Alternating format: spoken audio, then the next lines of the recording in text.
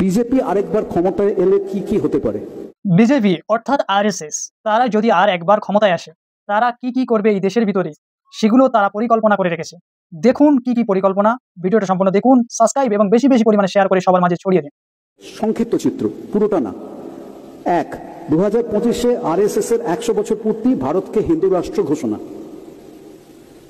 Number 2, অর্থনীতির সম্পূর্ণ বেসরকারীকরণ। Number 3, মার্কিনী মডেলে সর্বময় কর্তৃত্বে রাষ্ট্রপতি বা প্রেসিডেন্ট চালিত সরকার। 4, ইসরায়েল মডেলে সংখ্যালঘুদের প্রান্তিক শ্রেণীতে পরিণত করা এবং তাদের কর্ম ও বসবাসের স্বাধীনতা চূড়ান্তভাবে খর্ব। 5, হিন্দিকে একমাত্র জাতীয় ভাষা ঘোষণা। 6, শিক্ষা ব্যবস্থার সম্পূর্ণ হিন্দুকরণ এবং বিজ্ঞান বিরোধী কুসংস্কার এবং অপরীক্ষিত তন্ত্রমন্ত্রকে শিক্ষার পাঠ্যক্রমে বাধ্যতামূলক অন্তর্ভুক্তি। 7, নতুন আইনে রাজনৈতিক বিরোধিতা, শ্রমিক ইউনিয়ন করার অধিকার, কৃষকদের অধিকার, বাক স্বাধীনতা এবং মিডিয়ার স্বাধীনতার সম্পূর্ণ লোপ। 8, সারা দেশে এবং বিশেষ করে সীমান্ত এলাকায় হিটলারের গেস্টাপো বাহিনীর অনুকরণে গুপ্তচর বৃত্তি ও নজরদারি বাহিনী তৈরি, যেখানে আরএসএস ও গেরুয়া শিবিরের কর্মী ও স্বেচ্ছাসেবকদের কর্মসংস্থান হবে। কেন্দ্রীয় সরকারের অগ্নিপথ প্রকল্প তারই জ্বলন্ত উদাহরণ।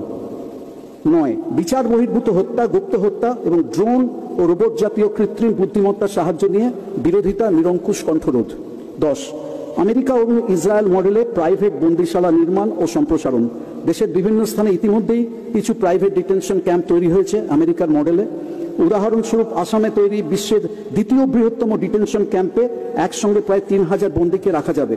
তারপর বিনামূল্যে বা নামমাত্র পারিশ্রমিকে বিভিন্ন লাভজনক সংস্থার কন্ট্রাক্ট দিয়ে এইসব বন্দীদেরকে দিয়ে কাজ করানো হবে, ঠিক আমেরিকা ও ইসরায়েলের মডেলে। 11, নারী স্বাধীনতা এবং আধুনিক বিজ্ঞানসম্মত চিন্তাভাবনার সার্বিক ধ্বংস। 12, পাকিস্তান, বাংলাদেশ ইত্যাদি দেশের বিরুদ্ধে আগ্রাসন, অখণ্ড ভারত প্রতিষ্ঠার লক্ষ্যে। 13, জাতীয় সঙ্গীত এবং জাতীয় পতাকার পরিবর্তন। এবারে আপনারা ভেবে দেখুন কি করবেন। নমস্কার।